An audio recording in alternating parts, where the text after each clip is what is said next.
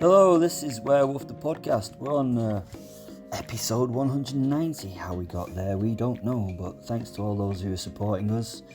There are a load of things down in the description where you can support us. You could buy us a coffee. You could buy books that are written by the writers of this podcast, and you can follow us. You can do all those things. We have Facebook groups and everything, and there should be all links down there to both mine and Greg's stuff. Yep, go help yourself. It would really help us out if you followed us on Spotify, if you download us as well. That's a wonderful thing to do. Right, what else do I need to say?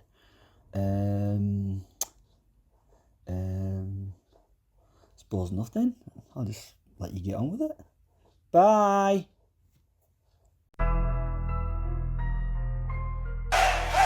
The Professor and Will. Hello and welcome back to the... drumroll please. The Brawl in the Hall! I am the Fight Professor, Simon de Montfort, and this is the Werewolf of War, Will Werewolfson. Hello! We are covering the entanglement of entropy, the fight of what's not so right, the rumble of the unhumble that is occurring in the ring tonight. Yes, we've seen a lot of good, bad, and indifferent divisive moves here today in this ring, but we have to tell you that neither the gorgeous Gabriel nor the goddamn Gormant have played by the rules of the ref. Our ref being our very own Bosworth, our menial genie, the genie of Leany Meanie, or some stuff like that. Yes, there have been some egregious acts committed by both sides. It's been utterly epic. So let's get back to it. What's happening, Will? Things have changed in a significantly weird way. The Gormant was beating Gabriel into the canvas only a moment ago. I've no idea why he is cat-ailing the onslaught. We thought that the ref was going to have to pounce at some point and draw this cat fight to a close. Yes, it seems as if he left his victim on purpose, did it not? It was as though he had seen something that was going to do him some sort of catastrophic injury. He definitely is not feline good at this point. His corner are having kittens. Gabriel, on the other hand, looks like a dead cat in the sun. He's lost at least one life, if not more. Luckily, he's like a cat and has many more to use. It did seem that the Gormant was the cat who got the cream, did it not? Then he withdrew his claws and left the angel like a scalded cat. Yes.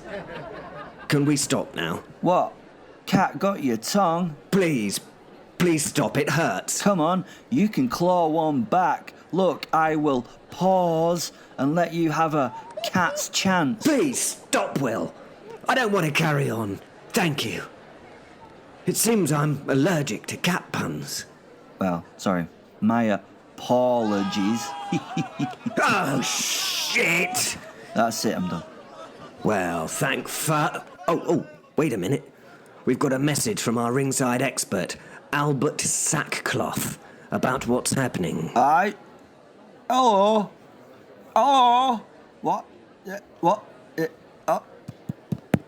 Hello? What? Okay. Hello, it's me, Sen here, Albert Tiny Atom Sackcloth at ringside now. It was a total surprise for Gormant that has led to his abandonment beating that he was construing on Angel. It had right to surprise me to see what he'd had done. It was as though the Gormant had something that frightened him to the very pit of his black heart, Simon. What was it, Albert? Well, it was something he were least expecting, Simon, I told you. Yes. But Albert, we don't know what that is. The idea here is that you tell us because we couldn't see it. For fuck's sake, where did they dig this one up from? Oh, right to toe. Albert! Oh, right, yo. Ken that he ain't frittened of much, the big bugger. Do you mean the Gormant? Aye, of course, bloody Gormant. Are you backwards or something, lad?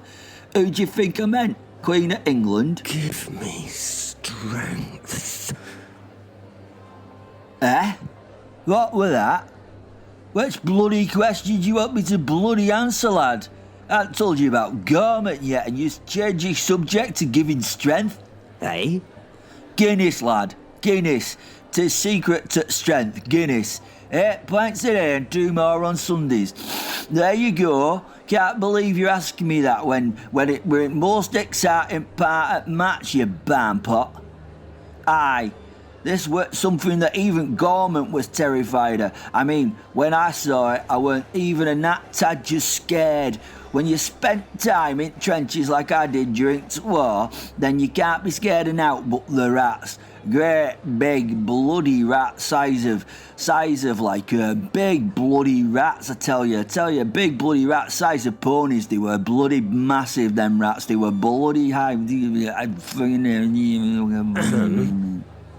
I mean, take these young sods back to Belgian front, and where would they be? Where would they bloody be? Well, I'll tell you, they'd be right at front in Belgium, but they'd also be right up to neck in mud, blood, and ST bloody Ds, I tell you. Aye, STDs, lads, that's posh letters for clap. For clap, lads, you'd have the bloody clap.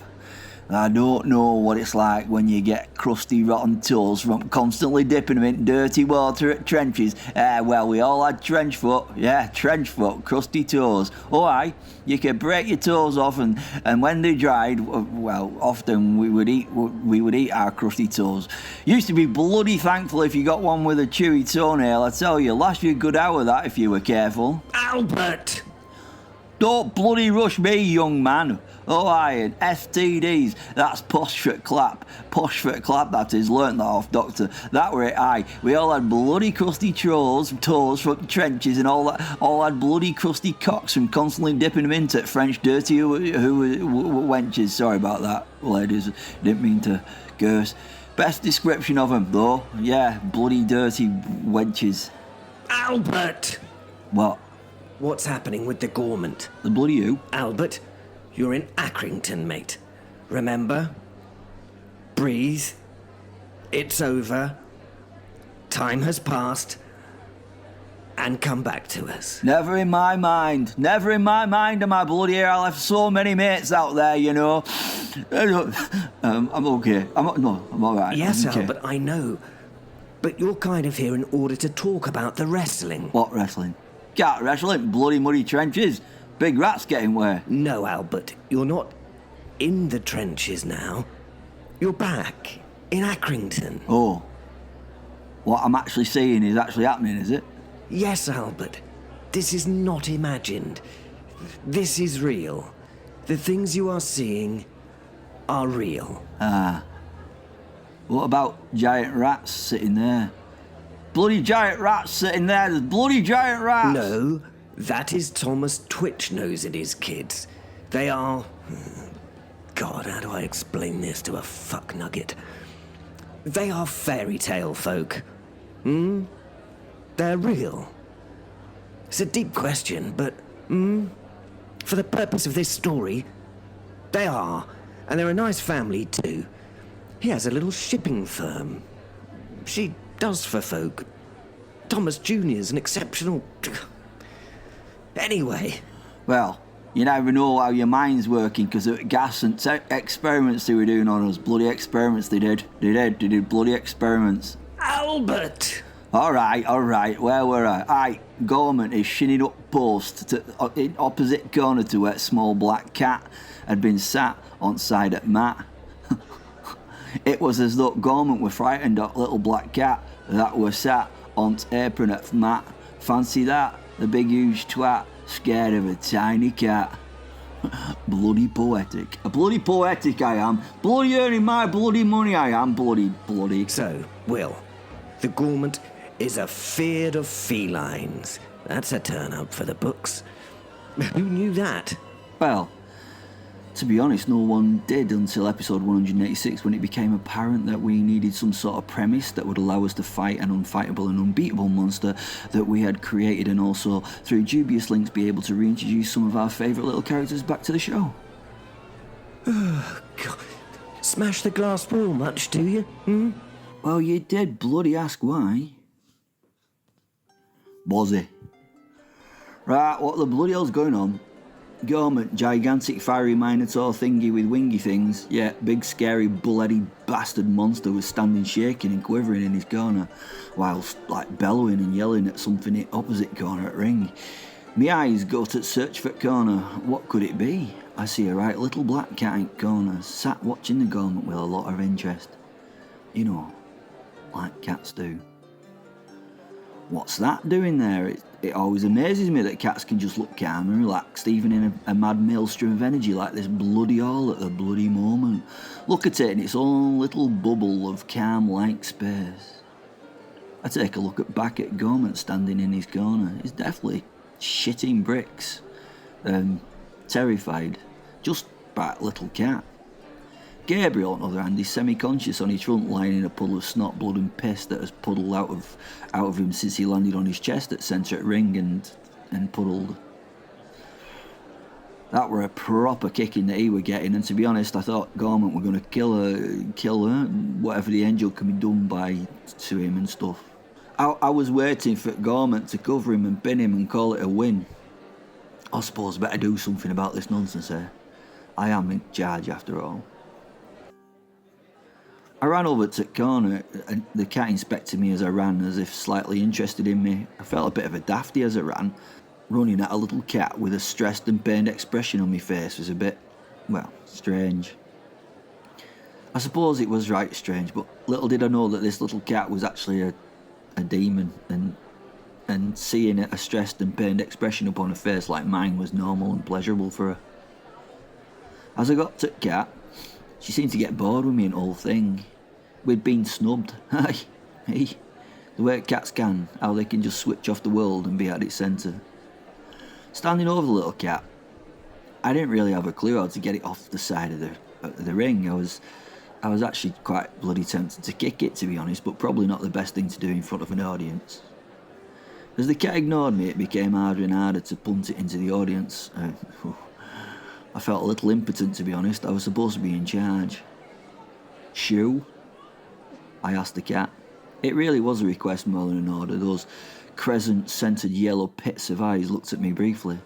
In those eyes I saw the death of worlds and of somewhat, well, a massive pitiless heart. You know what cats' eyes are like. I don't mind, I don't mean just this one cat, I mean any cat. After a good hard stare that told me I'm choosing to do what I'm going to do just now, don't have any ideas that I would unless I really wanted to, it skipped off ringside and disappeared into the crowd. Relief for me was bloody palpable. Gabriel had managed to get up off the ground and was healing almost angelically. It was as though he was blessed or something. I mean, his recovery was proper miraculous. Gormant's reaction to the lack of the little cat was almost instant. Did he know what little demon had been in that form? Did he? I don't know.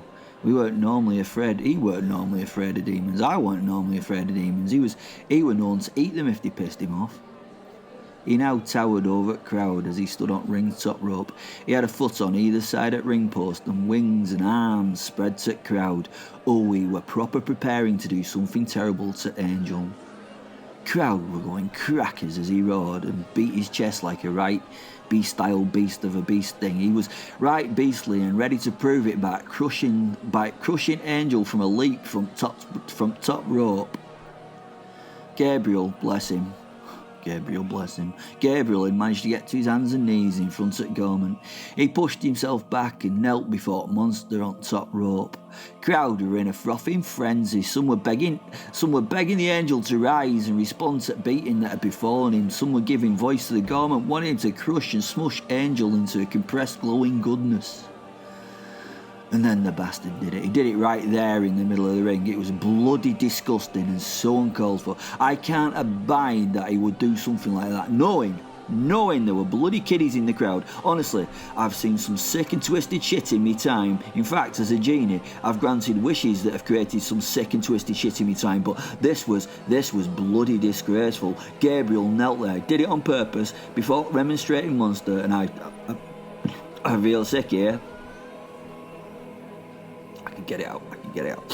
He bloody prayed. Aye, you can. He bloody prayed. Well, I can stand cheating, but this was beyond disgusting in my own eyes. He knelt there and lifted his hands before his chest, putting all his focus with closed eyes to fucking speak to his dad. Dad, I need your help. A spotlight of gloriousness spotted him out. A coruscating halo of light suddenly surrounded Gabriel. Cupids floated around his bloody head, giggling and cavorting as they flitted about like fucking flying fat babies. What a bastard Gabriel was. He knew this was something I could do naught about. I could control magic, but fucking faith. That were another thing. Fucking faith. Only had one thing I could do. I had to take ultimate response. I walked over to the kneeling figure and smacked big shiny bastard right across face with hand of not God. As he flew to Matt with force that I put into his slap, I placed me throbbing hand under my armpit to try and help it calm down. Ooh, it were right sore. Got a right hard head. Cherubs popped out of existence instantly, thank fuck. The light shining down from the ceiling, well, the heavenly spotlight went out and the crowd went quiet. I don't think they went quiet for any reason of reverence. They went quiet because good old Bozzy, the friendly genie from the pub, had messed up by slapping an angel of Gabriel standing. But some bastard had to do it. You can't have bastards bringing faith into the wrestling ring. It's totally out of order. Will and Prof. Oh shit! Did Bozzy just slap the praying angel? Lucky bastard. I've wanted to do that ever since I met him, the arrogant prick. I'm afraid he did slap the angel, Simon. It was not the smartest of moves by our resident genie and part-time referee. I mean, does he not know who Gabriel's dad is? Normally, when a kid threatens you with getting their dad on you, you can laugh about it, but Gabriel's dad does not mind killing most of the life on Earth just to make a point. The Gormant has ignored this, though, and he is going to finish the angel. He has launched himself off the top rope and is climbing to the height of the ceiling. He closes his wings at the pinnacle of his flight and now falls. He's coming head first, Will. He's going to bullhead spike the pitiful angel. This is going to be angelicide. I don't know if I can watch this. Oh, actually I can, because I want to see what's inside an angel when they go pop. Why, she's standing. What? Lucy, look, she's standing up and turning the mouth of her open handbag towards the fallen Gormant. You think she's trying to help Gabe? She must be, Will. But why?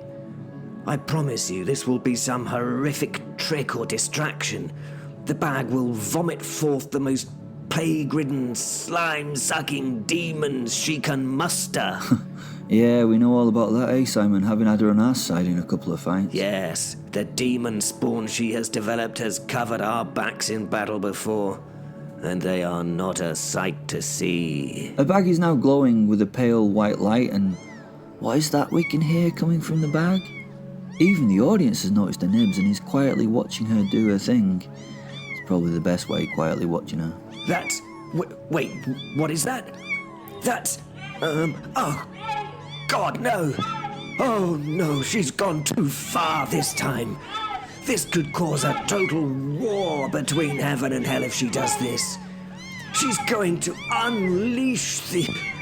I can't bring myself to say it. Yeah, the bag's bursting. That's a solid cone of mewing, fluffy kittens.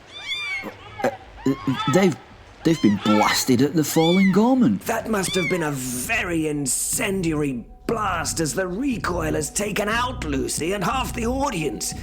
Jesus Christ! That devil knows how to do devilish things, all right. The Gormant has seen the wave of fluffiness fly at him. He has done what most of us cannot, telling gravity to quit its pull, and he's actually paused in the air. I don't think there's anything you can do, though, to stop this incoming wall of cuteness. I thought Bozzy had taken away any magic things from happening. Yes, but that, my friend, is the devil. She does what she wants, and really, she does it well. The kittens have hit the Gormant and are covering him, making him look a big powdery puff thing. A great big fluffy powder puff. Oh god, those things are starting to bite and tear into the Gormant's heated, stony flesh. Oh god, what is he gonna do? He spreads his wings and flaps whilst trying to wipe the sticky, fluffy creatures off himself. He's screaming bestially in agony. There's nothing he can do. Oh, Jesus. Oh, that's horrendous. They're eating him on the wing. Blood and... Actually, it's quite beautiful. Blood and gore are falling from the creatures. He slowly flutters down to land in a pile of now wet, red, fluffy kittens. They're stripping the bones of the Gormant while he lives, or unlives, or whatever. That is amazingly horrendous to watch. He is lifting his hand as it is stripped. His head has fallen. No eyes are left, and the flesh of his face has gone. Yet, he is still trying to roar, but only making silent cries. Wow. Gabriel crawls over to the pile. They're not biting him, are they? No, definitely not. They've stopped and are looking at him with those big, blue, cutie, lovely eyes, but... You did just see them shred a creature made from rock and lava, did you not? Oh yeah, but look at them. Look quite sweet, really, don't they? Lucifer's back up and walking to the ring. She's opening the bag again, and wow, the kittens of doom are being, like, vacuumed, hoovered back into it. That's magic, innit? Well, obviously. How do all those thousands of kittens get into that bag? It's a bit of a stupid question there. It will all be parallel and relative, I'm sure. That's the last one in the bag, and she's now leaning over the apron of the mat and speaking to Gabriel. What do you think she's saying? Well, I'm sure it's not about the price of milk in the local shop, eh? Gabriel is making his way to the bony puddle that was once the Gormant and lying in it? That's confusing. Yes, weird. But look, Bozzy is counting. One, two, three. The angel is the winner. If you're looking to sponsor an episode of the podcast, we do things a little different than other podcasts because we are the podcast we are. We actually build your products, your brand, or whatever it is you want into our stories. So it's like product placement, but it is product placement, isn't it? Except you can't see it because it's audio. But you know what I mean. You can get in contact with us on all our social media platforms. Someone will get back to you if you message us about that. We only take products we kind of like, so don't let it hurt your feelings if we might say no, but we mean no in the nicest way. It just might not be our thing. But anyway, if you want to sponsor us, that would be cool. Apart from that, love you loads and things. Bye.